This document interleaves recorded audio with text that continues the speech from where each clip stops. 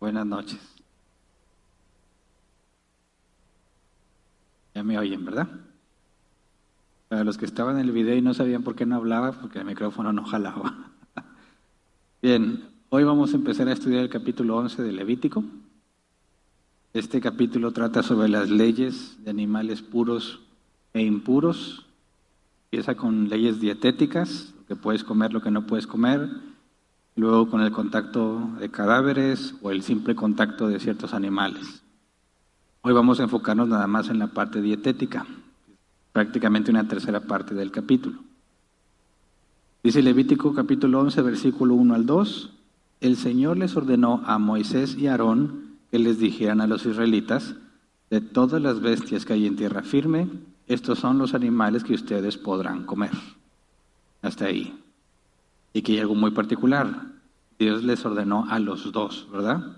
Habíamos visto que principalmente le habla a Moisés, vemos ya que le habló a Aarón, en este caso es a los dos, y es importante entender por qué a los dos. Bueno, Aarón ya está establecido como sumo sacerdote, ¿verdad?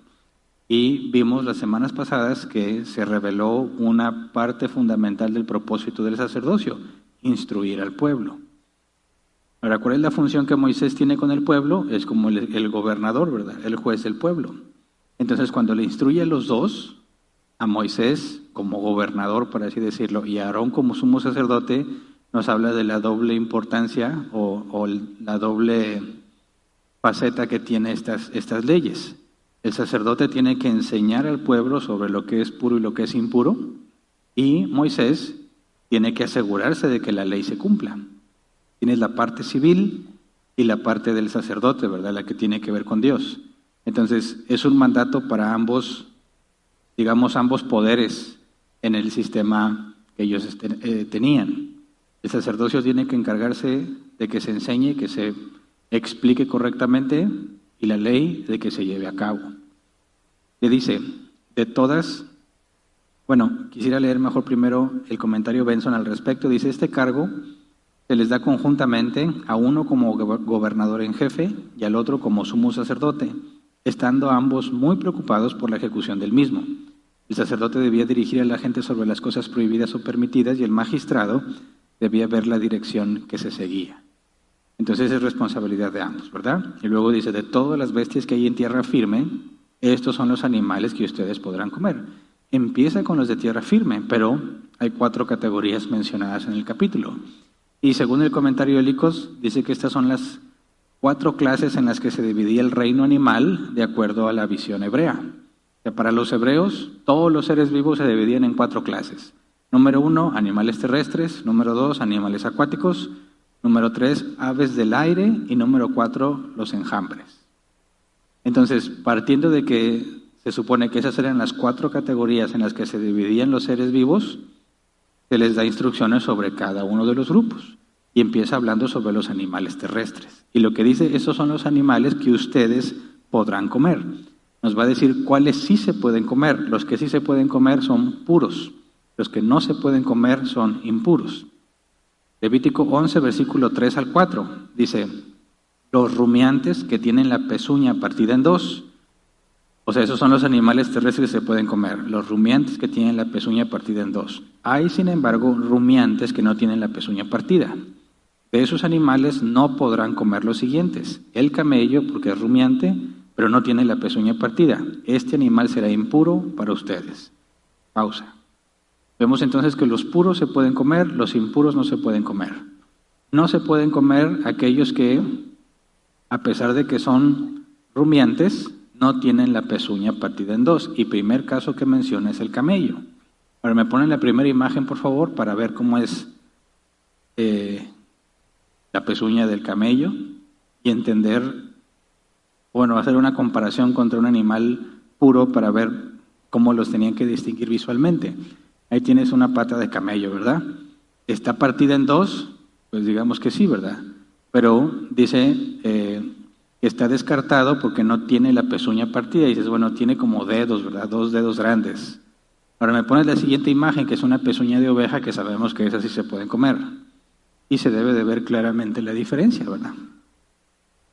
Una pezuña partida en 2 No es, esta es la de la oveja, animal que sí se puede comer, y la del camello no. Es una distinción visible, ¿verdad? Ahora, algunos comentaristas, por ejemplo, el comentario de Licos mencionaba que con las tradiciones del segundo templo se consideraba que cuando dice Dios de esos animales,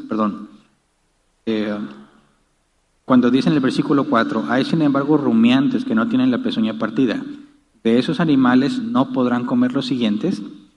Ellos consideran que cuando dice que no podrá comer los siguientes, no era una lista que se les dictó, sino que los animales pasaron delante de Moisés y de Aarón, como si Dios hubiese hecho lo mismo que en el diluvio.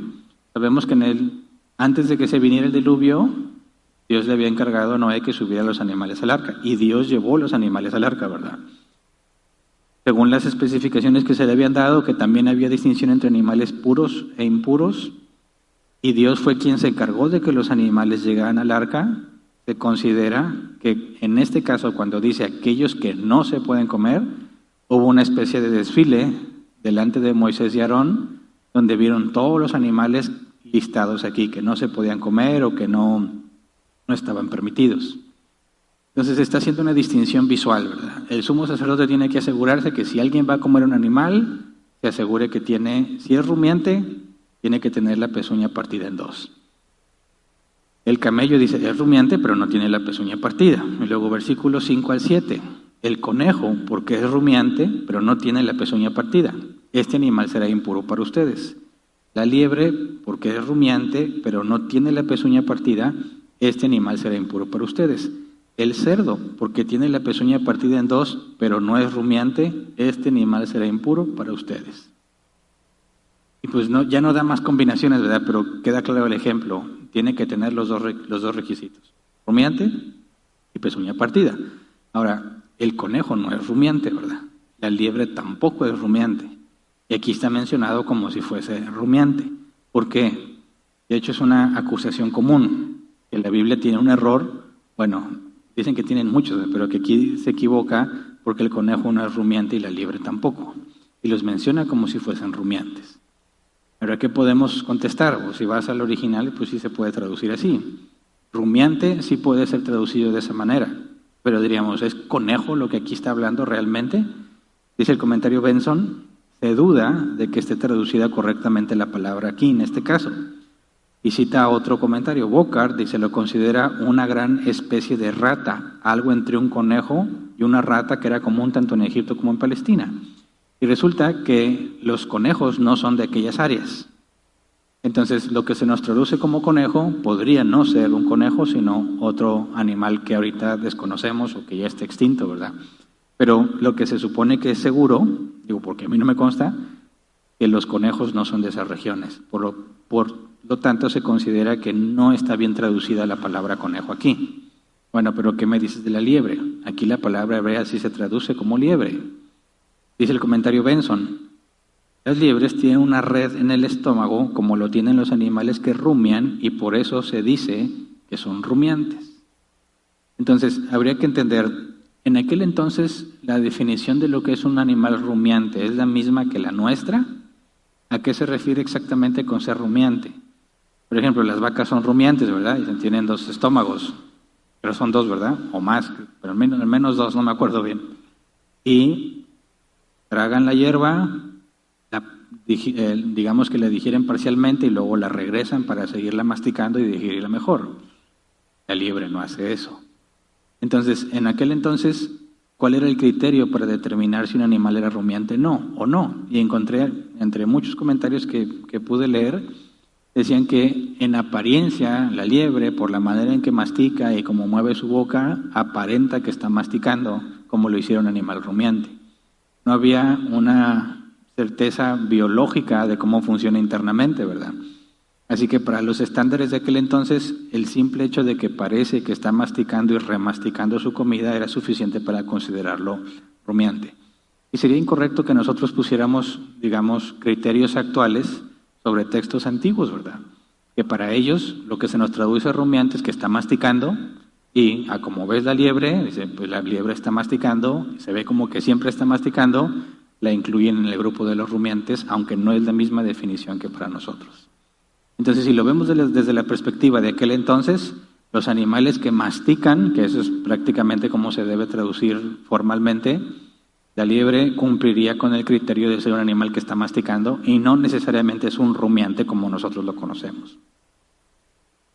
Luego dice el versículo 8, no comerán la carne ni tocarán el cadáver de estos animales. Ustedes los considerarán animales impuros. No puedes comerlo ni tocar el cadáver. Más adelante vamos a ver que hay animales que no puedes tocar ni estando vivos, ¿verdad? Pero entonces no nada más no lo comas. Si hay un cadáver, no lo toques. Y eso es todo lo que se especifica de los animales terrestres. Luego siguen los animales acuáticos. Levítico 11, versículo 9 al 12. Dice, de los animales que hay en las aguas, es decir, en los mares y en los ríos, ustedes podrán comer los que tengan aletas y escamas. En cambio, considerarán inmundos a todos los animales de los mares y de los ríos que no tengan aletas ni escamas, sean reptiles u otros animales acuáticos. No comerán su carne y rechazarán su cadáver, porque ustedes los considerarán animales inmundos. Todo animal acuático que no tenga aletas ni escamas será para ustedes un animal inmundo. Por ejemplo, una tortuga sería limpia o impura. Pues está en el agua, pero no tiene aletas ni escamas. Entonces, no comes tortuga. Y se supone que nada derivado de la tortuga. Dice, no, pero me voy a comer nomás los huevos de tortuga. No, tampoco. Solo aquellos que tengan aletas y escamas. O sea, muchísimos peces que puedes comer, pero lo demás está prohibido. Y ya, no se especifica por qué, nada más ese es el criterio, ¿verdad? Tú puedes comer esto, lo demás no. Y es todo lo que se nos dice de los animales acuáticos. Y luego las aves del aire. Levítico 11, versículo 13 al 19. Las siguientes aves ustedes las rechazarán y no las comerán porque las considerarán animales inmundos. El águila, el quebrantahuesos, el águila marina, toda clase de milanos y gavilanes, toda clase de cuervos, el avestruz, la lechuza, toda clase de gaviotas, el búho, el ave toro, el cisne, la lechuza nocturna, el pelícano, el buitre, la cigüeña, toda clase de garzas, la abudilla y el murciélago. ¿Por qué? No dice nada. Ni siquiera da una guía para saber qué tipo de animales son. Aquí hay una lista específica de lo que no puedes comer, pero no se nos dice por qué. Ahora, nadie sabe con exactitud cuáles son estos animales, ¿verdad? El hecho de que se nos traduce como águila, nosotros podemos relacionarnos con un animal que conocemos, que es el águila, obviamente de aquellas zonas, pero no sabemos si es exactamente el mismo animal al que ellos se referían. Entonces, de la lista que están aquí son algunos muy comunes, pero hay algunos que, en mi caso, nunca había escuchado, como el quebrantahuesos. ¿Cómo te imaginas que es un quebrantahuesos? Me puse a buscar cuál es el quebrantahuesos. ¿Me ponen la siguiente imagen, por favor? Es una especie de buitre de aquellas zonas. Y supuestamente este es el animal al que se refiere, el quebrantahuesos. Si no encontré una foto entera. Pero pues es una especie de buitre. Entonces ese no te lo puedes comer. Las águilas pues las conocemos, ¿verdad? Y luego otro animal que no identificaba por nombre fácilmente, el milano. Me ponen la siguiente foto. ¿Cuál es un milano? Es como una especie de halcón. Y estas fotos que estoy poniendo aquí se supone que son de aquella región, ¿verdad? Que si tú buscas milano vas a encontrar de muchos tipos. Pero tienes que buscar milanos de Arabia o específicamente de las zonas de Palestina. Y ya se reduce. Y a veces no existe ninguna referencia de un animal en esa región con ese nombre. Entonces, en este caso se supone que ese es el milano. Y luego el ave toro es otro que se me hizo raro. ¿Cuál es el ave toro? Siguiente imagen. Ese es el ave toro. Y es de aquella región, se supone. Y es una especie protegida. Y, bueno, son algunos ejemplos de los animales. Luego enjambres. El cuarto grupo, Levítico 11, versículo 20 al 23. Dice, a todo insecto alado que camine en cuatro patas, lo considerarán ustedes un animal inmundo. Hay, sin embargo, algunos insectos alados que caminan en cuatro patas y que ustedes podrán comer. Los que además de sus patas tienen zancas para saltar. Y también toda clase de langostas, grillos y saltamontes. Pero los demás insectos alados que caminan en cuatro patas, ustedes los considerarán animales inmundos. Entonces, digo, no sé a quién se le antoje decir, ay, qué bueno que sí permitió las langostas o algo así, ¿verdad? ¿Me ponen la siguiente imagen, por favor? Langosta de Arabia. Y esa sí te la puedes comer. La verdad, no se me antoja para nada, ¿verdad? Pero era el alimento de Juan el Bautista. ¿Se acuerdan que él vivía de miel y de langostas en el desierto? Dicen que están llenas de proteínas, ¿verdad? Bueno, ahí todos están prohibidos menos las langostas. Ahora, yo busqué fotos de grillos y saltamontes y me salen las mismas. Entonces no pude traer una para ver cuál es la distinción entre un grillo, un saltamonte y una langosta. Me parecían, ponía los mismos nombres, grillo, Arabia y todo, y me salen las mismas fotos. Entonces, no pude traer más variantes. Pero eso sí las pueden comer. Ahora, hasta aquí está la parte de lo que pueden comer y lo que no pueden comer. Ahora tenemos que preguntarnos, ¿por qué? Y si eso aplica para nosotros todavía. Porque este es un argumento muy común cuando se hablaba, por ejemplo, cuando las personas se quejaban de la homosexualidad y trataban de citar la Biblia, citaban Levítico 18, donde está prohibido ese tipo de comportamientos, y luego alguien le dice, ok, entonces tú me citas Levítico para decir lo que está prohibido. Pero, por ejemplo, ¿alguna vez has tocado un balón de básquetbol? No, pues sí. Trae cierto tipo de zapatos que tienen cuero de puerco, comes carnitas, tamales. No, pues sí, pero ¿por qué si en Levítico está prohibido que toques al puerco mucho más que te lo comas? ¿Cómo es entonces que dices que la homosexualidad está mal, está prohibida citando el Levítico, pero tú sí comes y tocas los animales que dice que no debes de tocar? Entonces, ¿podemos tomar de Levítico algunas cosas y otras cosas no? Es decir, la homosexualidad está mal porque Levítico lo prohíbe, pero no pasa nada si toco al puerco, menos si me lo como. Pero algunos dicen, estas prohibiciones fueron diseñadas por Dios para que no comieran esos animales porque les iba a traer problemas. Por ejemplo, se llama triquina, ¿no? Esta, ¿qué es? Parásito, lombriz, que está en la carne de cerdo, que si no la coces bien, te la comes y te invade el cerebro, ¿verdad? Y bueno, ya ves, Dios estaba prohibiéndoles el puerco para que no les pasara eso. Pero la Biblia no dice nada de eso, ¿verdad? Ahora, ¿por qué no nos lo prohibió a nosotros? A nosotros no nos quiere y a ellos los quiere más. No, que no se me mueran ellos. Ustedes muéranse si quieren. ¿O cuál es el criterio, verdad? Entonces, algunos tratan de encontrar algunas razones examinando por qué no puedes comerte a una tortuga. ¿Qué problema habría que te comas una tortuga? Porque es un animal impuro. ¿Y otro tipo de animal no podrían comer? Pues hay muchos, ¿verdad? Serpientes marinas y cosas de tipo. No te las puedes comer porque no tienen escamas ni aletas. Entonces, si nos hacemos la pregunta, ¿qué cosas sí se pueden y qué cosas no se pueden? ¿Y por qué este tipo de prohibiciones?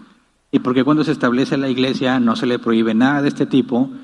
Surgen muchas dudas que son importantes saber responder. Porque luego se nos acusa de escoger qué cosas de la Biblia sí queremos cumplir y cuáles no.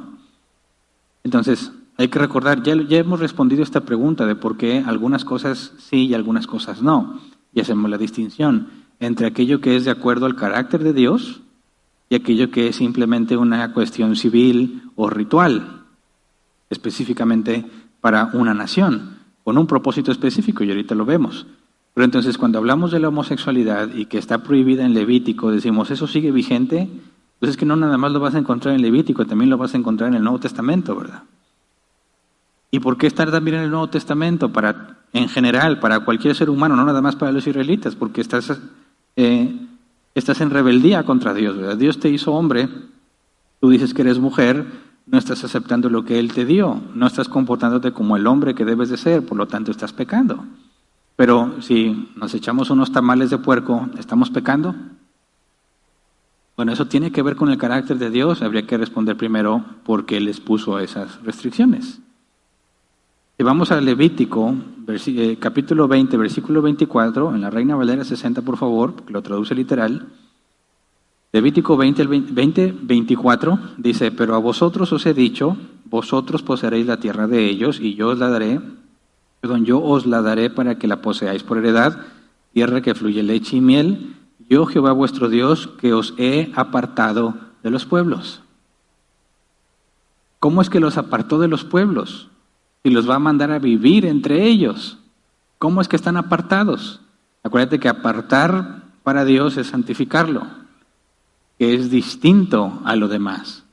Ahora, lo que los israelitas tienen prohibido comer, todas las naciones vecinas lo comían. Ellos no tenían ningún problema. Y Dios les dice, eviten esos animales. Por consecuencia, ¿qué va a pasar cuando quieran relacionarse con las naciones vecinas? No van a poder vivir de todo en armonía porque va a haber cosas que a ellos les son totalmente prohibidas, mientras que a las demás naciones les son naturales.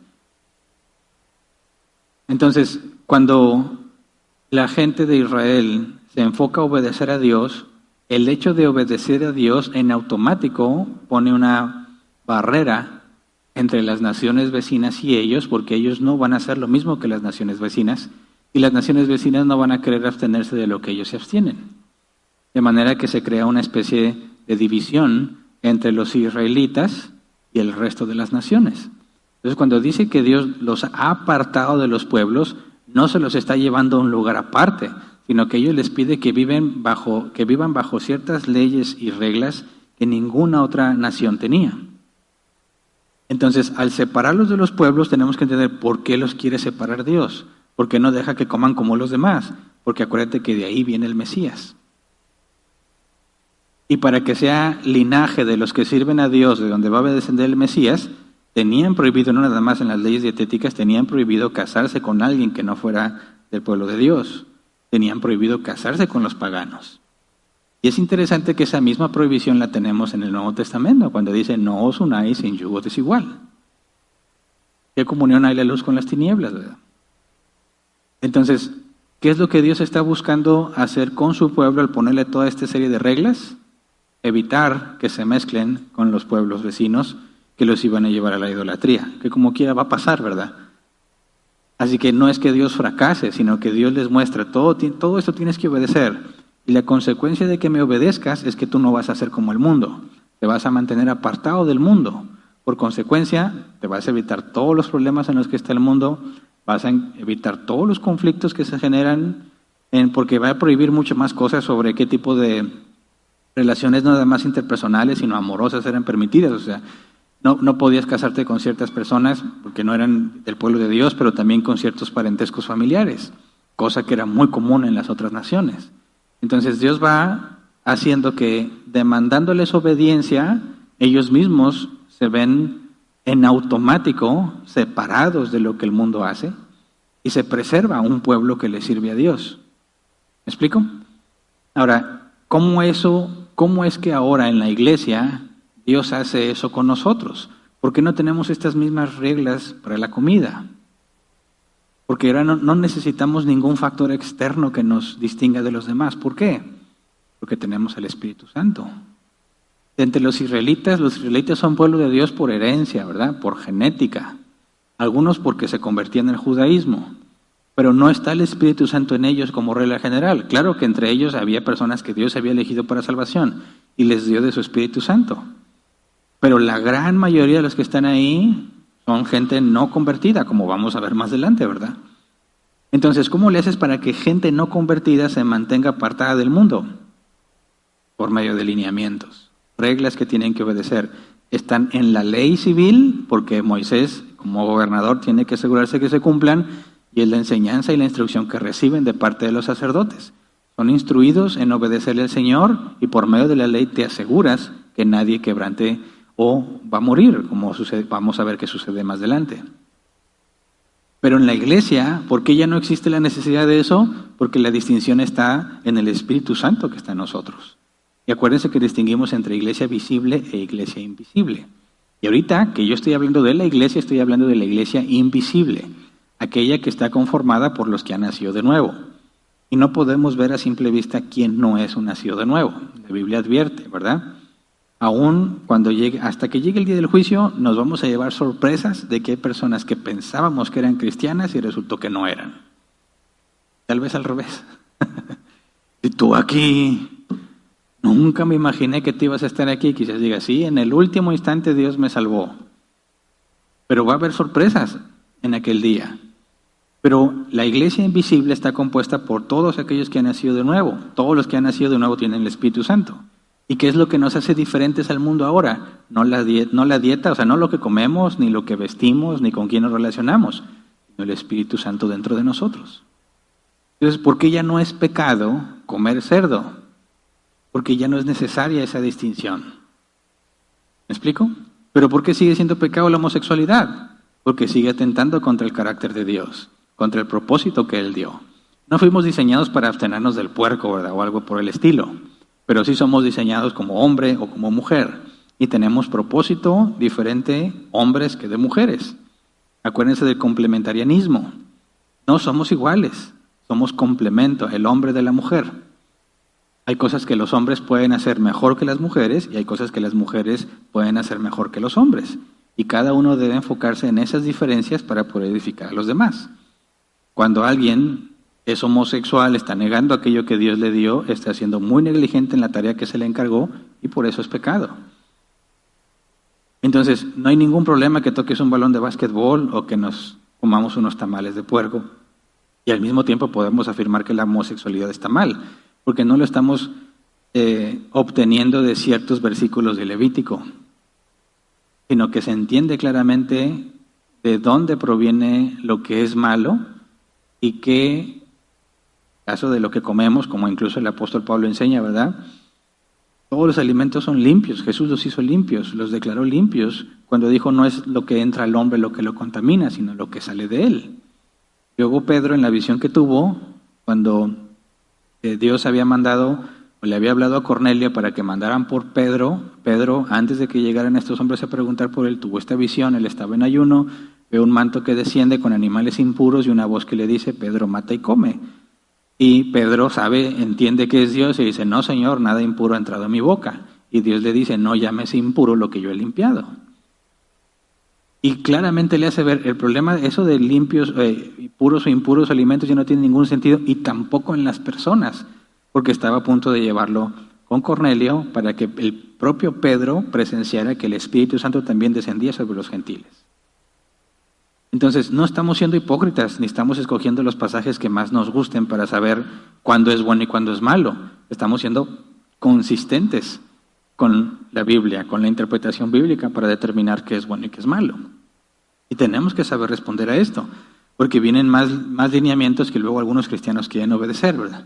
Hay cristianos que piensan que van a agradar a Dios absteniéndose de este tipo de cosas. Y Pablo también advierte, en cuestión de comida, que nadie te juzgue. Somos libres para comer lo que queramos, siempre y cuando se haga con acción de gracias. Pero también advierte sobre los débiles en la fe. Entonces, sabemos que no hay ningún problema en comer cerdo para nosotros. Si fueses israelita en aquellos tiempos, te van a penalizar. Pero para nosotros no hay ningún problema. Ahora, ¿qué pasa con los cristianos que no comen cerdo porque leen estos versículos y su conciencia los acusa? Ven el tamal bien sabroso o las carnitas y dicen, sí, pero la Biblia lo prohíbe y no se lo comen. ¿Cómo debemos reaccionar nosotros cuando tenemos a alguien así cerca de nosotros? ¿Cuál es el camino correcto? El apóstol Pablo nos enseña que tu libertad no sea de tropiezo para el débil en la fe. Pero fíjate cómo lo clasifica como débil en la fe. Y la palabra griega ahí débil es enfermo. Está débil porque está enfermo. Quien piensa que comer cerdo es pecado, tiene un problema en su fe. Está enfermo en ese sentido. No ha entendido bien que el reino de Dios no consiste en comidas, ni bebidas, ni en días de reposo, como dice el apóstol Pablo. Pero no estamos llamados a quitarle eso a la fuerza, ¿verdad? Una vez nos pasó, estábamos empezando aquí, creo era esta bodega, apenas teníamos poquito, nos reunimos a convivir, habíamos venido a trabajar y luego nos ponimos a convivir. Y me acuerdo que había unas personas que nos visitaban por primera vez o algo así y se pudieron también ayudar y compartimos la comida y alguien había traído carnitas. Y pues a la hora de que sacaban la comida para repartirla, esas personas dijeron, ¡ay, es puerco! ¡Oh, sí, está bien sabroso! Le dije.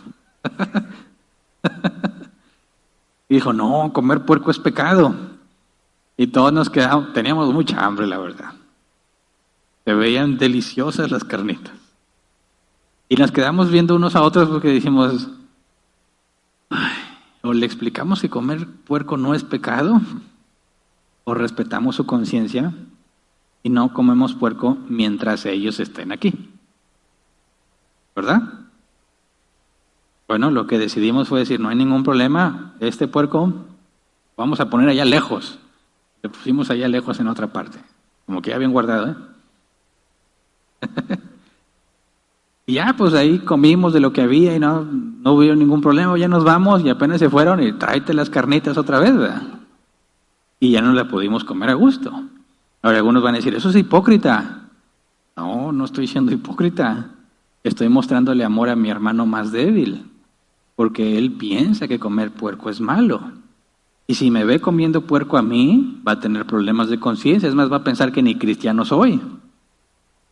Así que delante de él no lo hicimos tropezar, de hecho era una pareja, no lo hicimos tropezar, nadie comió cerdo. Ya cuando se fueron, todavía estaba calientito, gracias a Dios. Y nos echamos los tacos bien a gusto. Entonces, no se trata de que cuando ves que alguien tiene problemas porque considera, por ejemplo, dice, no me invites a echarme un pulpito porque es pecado, porque dice que nada más los que tienen aletas y escamas. Ni pulpitos, ni camarones, ni... No soy muy fan de la comida del mar, ¿verdad? Pero cualquier tipo de molusco estaría excluido. Es bueno, ok, pues tampoco es, pues tú no te lo comas, déjame comérmelo a mí, no, respetas su conciencia y evitas hacerlo tropezar. Ya cuando se vaya, pues ya te lo comes a gusto, si es que se va, ¿verdad? Si lo tienes viviendo en tu casa, pues va a estar más difícil. Vas a tener que entrar a una dieta de ese tipo, ¿verdad? De no comerlo. Pero entonces lo importante es, porque vienen más una serie de prohibiciones todavía más complejas, algunas nos van a hacer mucho sentido de por qué las prohíbe y otras no. Por ejemplo, en el caso de las aves no se da ninguna explicación. Esas aves específicas no te las comas y no se dice por qué. Pues bueno, ellos tenían que obedecer. Pero esa obediencia debía llevarlos a santidad. No espiritual, ¿verdad? Sino apartarse de los pueblos. Sería muy complicado que alguien que quiera obedecer a Dios en este tipo de leyes se casara con un pagano que no le importa obedecerlo. No podrían vivir juntos, no podrían ni compartir la comida. Entonces fíjate lo que Dios está haciendo, ¿verdad? Se está asegurando que los que le obedecen no se desvíen por los paganos. El que le quiere obedecer se va a mantener inconscientemente lejos del paganismo. Y aquel que no obedece se va a acercar cada vez más al paganismo y se va a desviar. Ahora, antes de que se desviara iba a ser penalizado. Y en algunos casos hasta podía perder la vida, ¿verdad? En los casos de la pureza ritual. Entonces, más adelante en el capítulo vamos a ver que, bueno, habla sobre los cadáveres y animales que no puedes tocar en definitivo, pero lo que no debemos olvidar es que ese es el enfoque. Mantener un pueblo separado de todas las costumbres a las que van. Y en ese sentido, solo la obediencia te podía mantener separado de todas esas cosas. Los que no desobedecían, rápido iban a identificarse con los pueblos vecinos, por consecuencia iban a ser desviados de las cosas de Dios. Y nosotros, siendo nacidos de nuevo, nos cuesta mucho trabajo obedecer a Dios. ¿Qué tal para alguien que no ha nacido de nuevo y quiere cumplir todas estas cosas? Y para nosotros, con el Espíritu Santo es imposible no pecar, para ellos, cuán complicado sería mantenerse obedientes. Demasiado complicado. Y eso iba a evidenciar rápidamente quiénes son de Él y quién no. Entonces, hasta aquí nos quedamos hoy. El punto a considerar es que ninguno le acuse su conciencia por los tamales de puerco, por ese tipo de cosas. Pero si te afecta tu conciencia, no puedes excusarte diciendo que eres débil en la fe. Porque también he visto que eso pasa. Decir, no, pues yo soy débil y vas a tener que respetarme. No estamos llamados a permanecer débiles en la fe. Estamos llamados a fortalecernos en la fe. Así que el hermano débil no va a gobernar sobre los demás hermanos imponiendo sus reglas solo porque es débil. El que es fuerte en la fe tolera a su hermano débil, pero con el propósito de que empiece a madurar. Si es una persona que ves una sola vez, pues evita el conflicto y ya no comas delante de él. Pero si es un hermano de la iglesia, porque en el ejemplo que yo les dije, no les expliqué, esas personas se fueron y ya no volvieron, ¿verdad? Pero si se hubiesen congregado aquí, no hubiéramos dejado simplemente que, ay, no, nadie coma. Imagínate la mesa del Señor y decir, nadie vaya a traer nada de puerco porque aquí a estos hermanos les afecta. No, aquí va a tener que aprender que su conciencia está mal informada y que los alimentos son limpios. No hay nada impuro en sí mismo, dijo el apóstol Pablo. Así que el hermano débil es tolerado con el objetivo de que madure y deje de ser débil. De lo contrario, los hermanos débiles gobernarían en las iglesias, imponiendo todas las cosas que a ellos les afecta para que nadie las haga, demandando que porque es débil tienen que sacrificarse por él. No, el débil tiene que asegurarse de crecer y le va a costar y va a tener que confrontar sus propios pensamientos. Cuando le tenemos, no nos queda claro un pasaje o lo interpretamos como para nosotros. Ok, no vayas en contra de tu conciencia porque tú vas a pensar que estás pecando, pero tienes que esforzarte porque tu mente sea cada vez más como en la Escritura, no justificarte en que eres débil. Entonces, mucho ojo con eso de la conciencia, ¿verdad? Cuando decimos que mi conciencia me afecta, estamos diciendo porque voy a hacer o me genera conflicto hacer algo que es bueno porque lo veo malo. O sea, estoy dejando de hacer algo bueno porque me afecta mi conciencia. Pero luego hay quienes hacen lo malo y no quieren dejar de hacerlo porque les afecta su conciencia. Decimos, no, ahí no aplica, ¿verdad? Porque si tú estás haciendo lo malo y para hacer lo bueno te afecta la conciencia, es tu carnota, no es tu conciencia, es tu carnota que quiere hacer lo malo y no quiere hacer lo bueno, no quiere dejar de hacer eso malo que haces. Y no puedes decir, mi conciencia me acusa y no puedo ir en contra de mi conciencia, porque eso no es así. Cuando decimos, mi conciencia me afecta es porque hay algo bueno que no tiene nada de malo hacerlo, pero yo me siento mal haciéndolo. Así que voy a dejar de hacer eso bueno para lidiar con mi conciencia y aprender que en realidad no estoy haciendo nada malo. Pero si estás haciendo algo malo o hay algo bueno que debes hacer y necesitas dejar de hacer lo malo y tu conciencia te acusa, es el diablo, es tu carne, es algo opuesto al Espíritu Santo y nadie puede decir que porque su conciencia le acusa, entonces no puede hacer lo bueno. Va a tener que hacer lo malo para estar en paz con su conciencia. No, eso es un autoengaño, es tratar de autojustificarte para hacer lo malo. Y en ese caso no estamos llamados a respetar a nuestra conciencia, sino a someterla para hacer lo que es correcto delante de Dios. ¿Sí se entiende? Bueno, vamos a ponernos de pie y vamos a orar.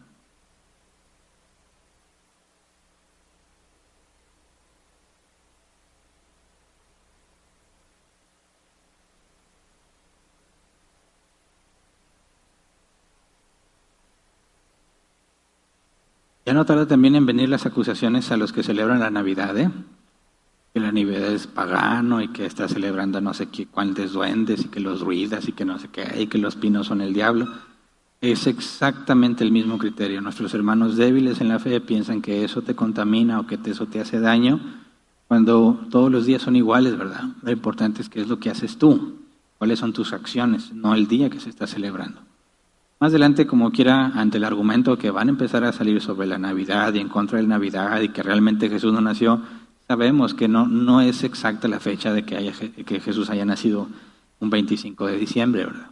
Pero no hay ningún impedimento en que nosotros celebremos a Cristo ese día, como lo podemos celebrar cualquier otro, ¿verdad? Pero el punto es igual.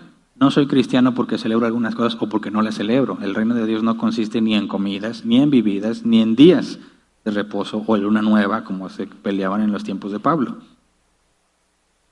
Pero tienes que respetar al hermano débil para que madure. Entonces ahí tenemos que tener mucho cuidado en lo que hacemos. Pero bueno, vamos a orar entonces para pedirle sabiduría a Dios y que nos ayude a entender cómo es que nosotros debemos de guardarnos y distinguirnos de las naciones, por así decirlo, porque el Espíritu Santo está en nosotros y no solamente porque seguimos una línea de leyes o porque nos congregamos en domingo y por eso ya soy distinto. Es las obras que hacemos. El árbol lo conoces por sus frutos, eso es lo que nos distingue, ¿verdad?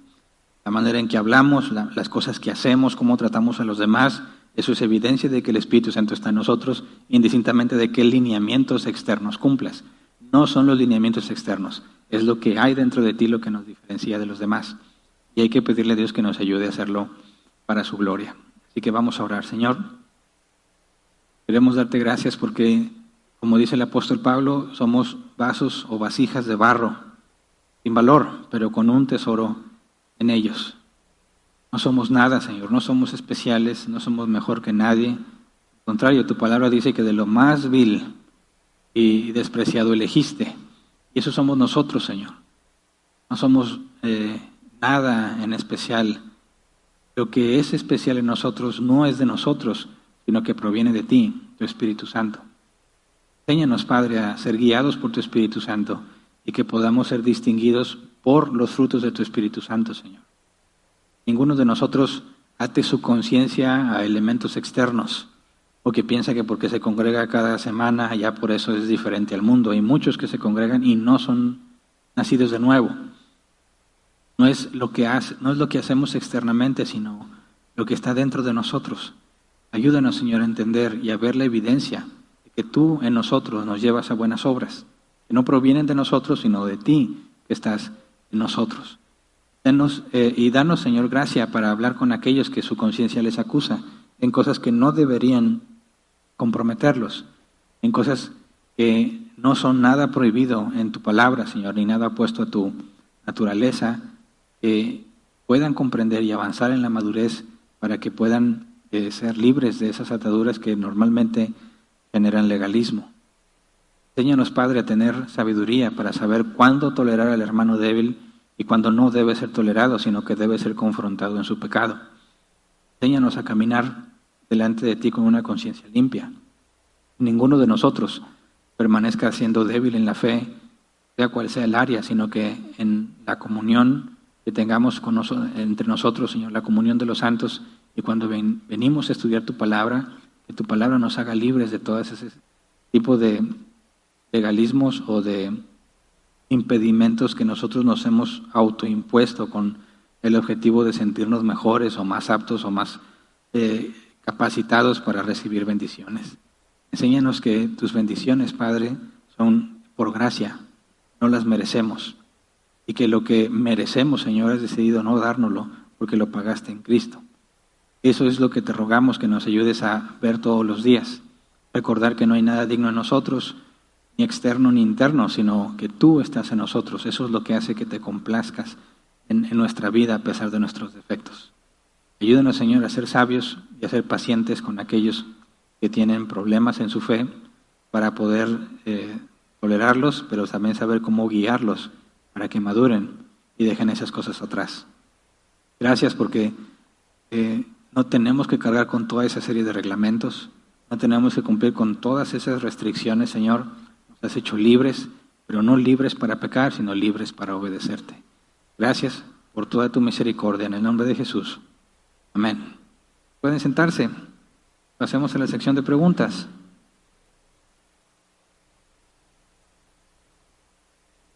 Caray, veo que hay muchas preguntas.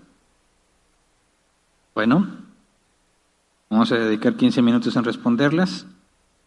El código en pantalla para que se registren en el grupo de WhatsApp o escriban en línea, Facebook o YouTube. Mientras estamos en vivo, vamos a tratar de contestarlas si nos alcanza el tiempo. Empiezo a leer la primera, dice Silvia Noemí: ¿a qué le llamamos débiles en la fe? Aquellos hermanos que se sienten acusados al hacer cosas que no son pecado. Su fe, su confianza no está tan firme que les hace pensar que una acción les afecta en su relación con Dios, que alguna vestimenta, alguna comida, guardar algún día en particular, piensan que eso los hace más agradables o desagradables a los ojos de Dios, cuando la Biblia dice que nada en nosotros es agradable a los ojos de Dios, ¿verdad? Aún nuestra justicia es como trapo de inmundicia para Dios. Así que no somos nosotros, sino Cristo en nosotros. Y un débil en la fe no ha comprendido que es Cristo en él lo que nos hace agradables a los ojos de Dios y no nuestras acciones per se. Claro que cuando hacemos lo bueno, Dios se alegra, pero para que hagamos lo bueno es porque el Espíritu Santo está en nosotros que nos lleva a hacer lo bueno. Entonces, un débil en la fe tiene que madurar digamos, tiene que hacer avanzar su comprensión de la salvación, su comprensión de por qué él es aceptado ante Dios y darse cuenta que sus obras no contribuyen para nada en la salvación. Siguiente, Karen Orozco dice, hay personas que toman como referencia el ejemplo que pusiste de la homosexualidad, no debes ir en contra del cuerpo, género que Dios te dio, para señalar que está mal que una mujer modifique algo de su aspecto físico, ya sea cabello, cara o cuerpo. ¿Qué opinas de esto? No, mira, una cosa es modificar tu cuerpo para dejar de parecer mujer y otra cosa es adornar tu cuerpo para exaltar tu feminidad. Claro que también hay extremos, ¿verdad? No creo que sea conveniente que una mujer altere su cuerpo, por ejemplo, se quita partes del cuerpo, se modifica, se injerta clavos y lo que sea para tratar de verse más alta o más delgada. Hay mucho riesgo en ese tipo de cosas. No estamos llamados los cristianos a poner nuestro empeño y nuestro dinero en embellecernos exteriormente. La Biblia advierte que la belleza es la interna, ¿verdad? Y como buenos administradores cuidamos lo exterior. Pero si te vas a poner a alterar tu cuerpo con el objetivo de verte mejor a los ojos de los demás, ya te estás desviando.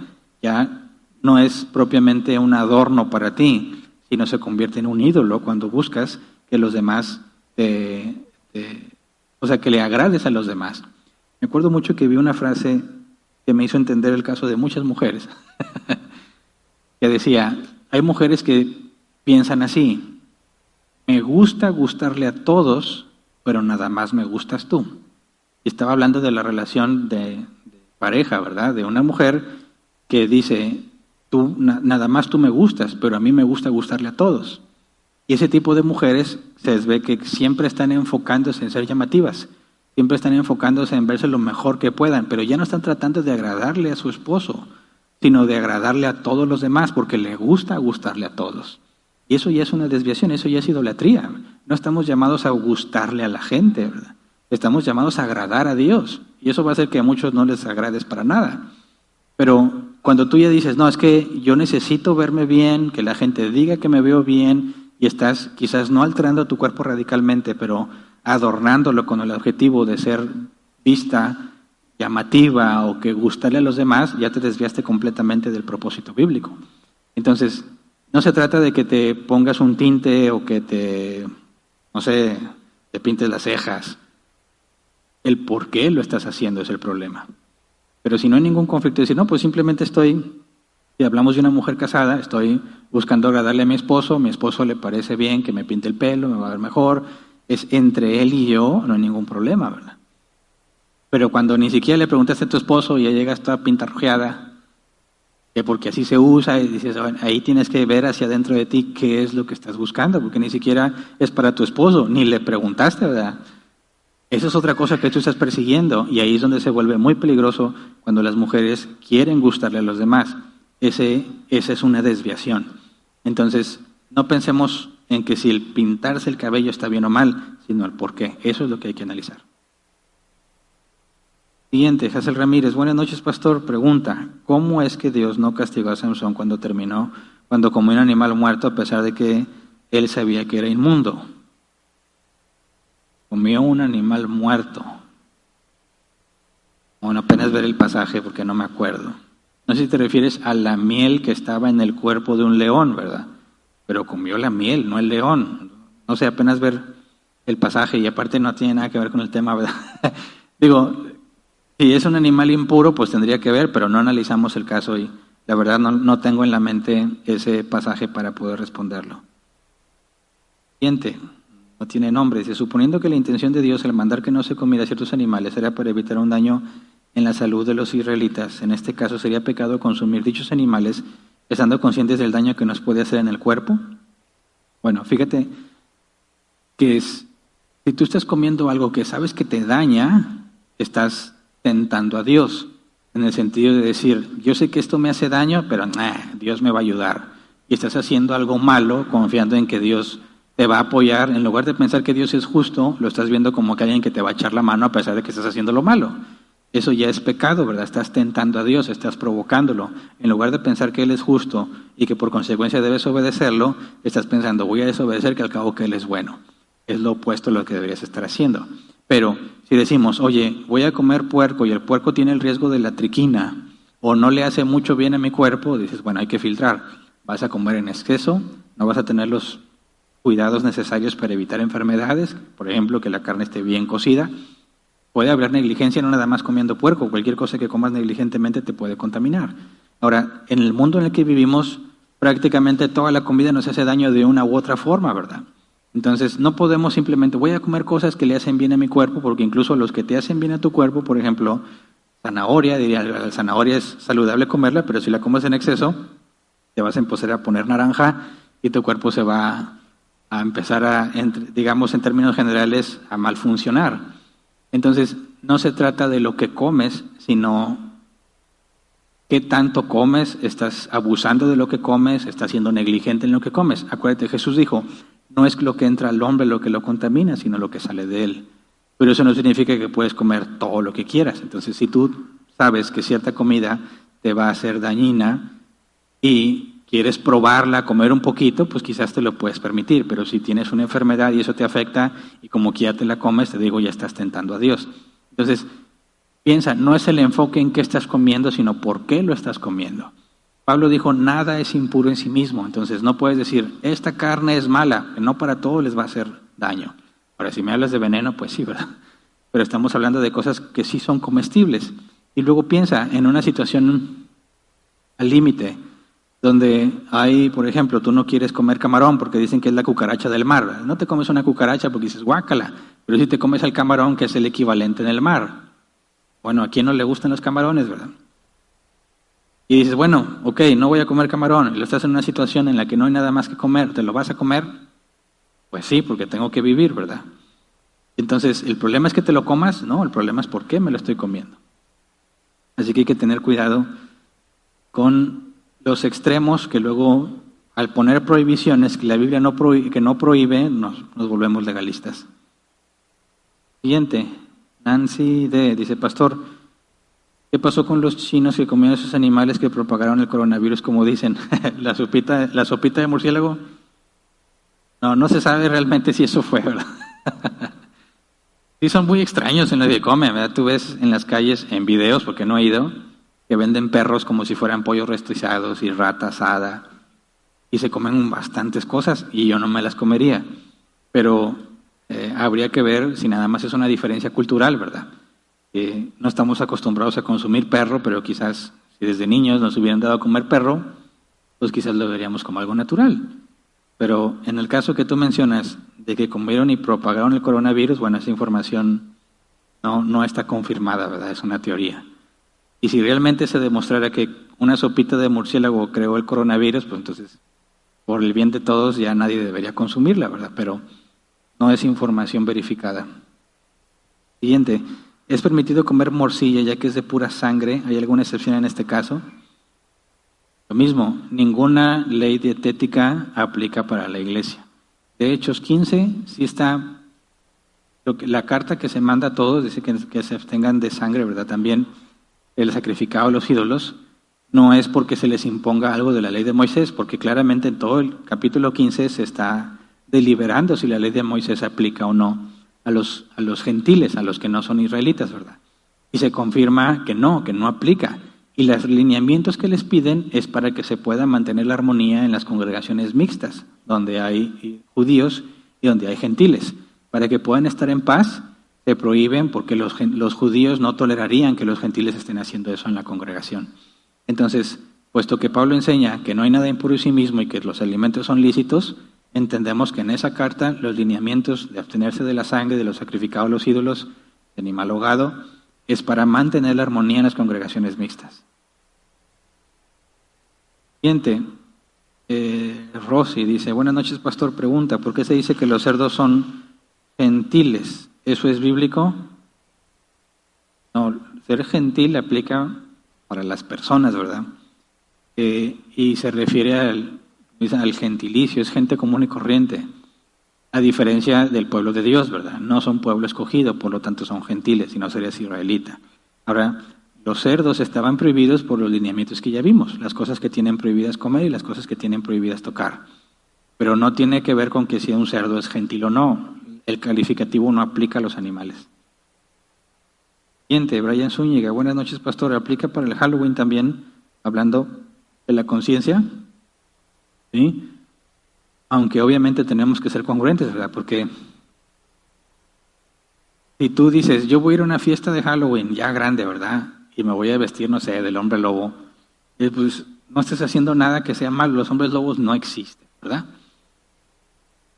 Y si existieran también serían creación de Dios, o sea, no habría un problema con los hombres lobo. Pero cuando dices, me voy a disfrazar de hombre lobo, me voy a divertir, dices, bueno, tú te estás divirtiendo, ok, no estás haciendo nada incorrecto, los hombres lobos no existen, es ficción, y dirías, bueno, tengo la libertad, no estoy haciendo nada en contra de la Escritura, y es correcto. El problema es que si tú quieres edificar a los demás y te congregas en un lugar donde eso está mal visto, o hay personas que te puedan ver y les vas a afectar seriamente su conciencia porque tú sirves en la iglesia, estamos llamados a abstenernos de eso, ¿verdad? Ahora, si tú dijeras, no, hombre, es que yo estoy de vacaciones, allá me fui a la isla Timbuktu, no sé dónde, y hay una fiesta de Halloween y quiero participar, pues si tú quieres, pero si alguien te reconoce, te vas a meter en problemas como quiera, porque las redes sociales de todo sale. Entonces tú vas a tener que escoger. No estás haciendo algo propiamente equivocado, no tiene nada de malo, eso no existen los hombres lobo, ni los vampiros, ni nada de eso. Ahora dicen, pero eso es de las tinieblas. Bueno, sigue siendo la misma ficción, ¿verdad? Que los asocia con cosas malas, pero no existen. Ahora, tú vas a tener que elegir si corres el riesgo de verte desacreditado para tu ministerio, para tu servicio a Dios, que puedas hacer tropezar a algún hermano. Tú tienes que poner en la balanza, ¿vale la pena que vaya y me divierta y que haga tropezar a un hermano, o me he visto mejor de Moisés retro o cosas así, donde ya no estás que ver con monstruos ni nada y te ahorras el problema? Como quiera haber cristianos que se van a molestar, ¿verdad? ¿Por qué te disfrazas de Moisés? Y ya está muerto, tú no puedes tener nada con los muertos. Y dices, bueno, débiles en la fe siempre va a haber, pero al menos no te van a acusar que estés haciendo algo de las tinieblas, ¿verdad? Entonces lo mismo aplicaba para los niños. Decían, oye, mis hijos quieren ir al Halloween y no sé qué, y pues bueno, si no tienes algo que perder en cuanto al ministerio por la conciencia de los demás, viste los de Elías, ¿verdad? Y ponen efecto del fuego quemando a los demás. Y es bíblico, como quiera. No te estarías metiendo en un problema. Ahora, cuando dicen, no, pero es que ese día se juntan los demonios y los brujos y hacen cosas, pues mira, y lo que ellos hagan con su tiempo, pues, cosa de ellos, ¿verdad? Y si ellos se juntan a invocar a Satanás, si yo no estoy ahí, yo no estoy participando. Que si yo cumplo años en octubre y resulta que las brujas se juntan ese día, pues yo no tengo la culpa, ¿verdad? Mientras yo no vaya con el brujerío, yo no estoy haciendo nada malo.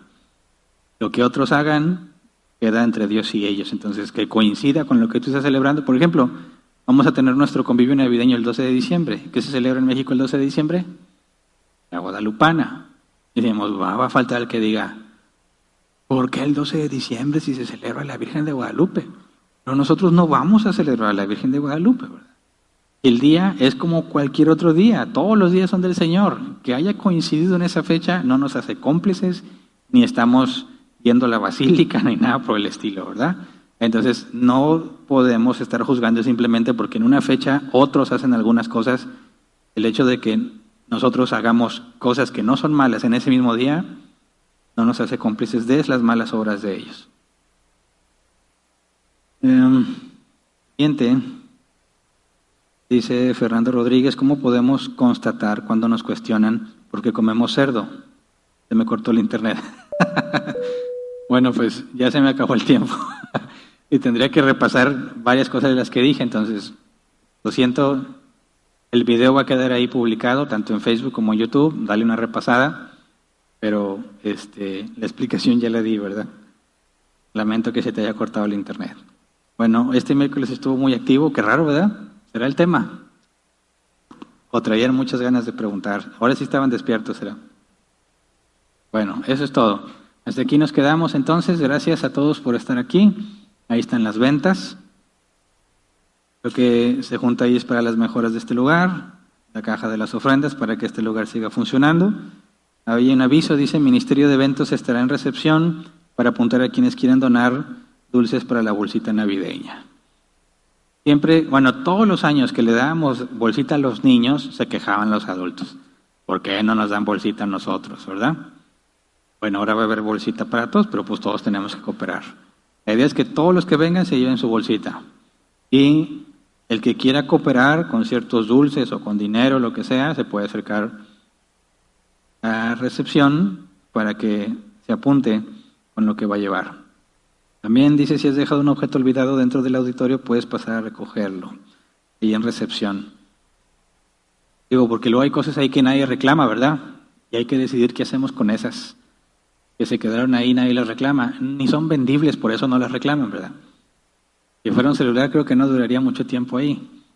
Pero no las vamos a poder guardar para siempre, entonces vamos a tener que pensar qué hacemos con esas que nadie reclama, pero si se te olvidó algo, por favor, pasa a reclamarlo, porque si no, tal vez termine en la basura. Eso es todo entonces. Muchas gracias. Cuídense, descansen y si Dios quiere nos vemos el domingo.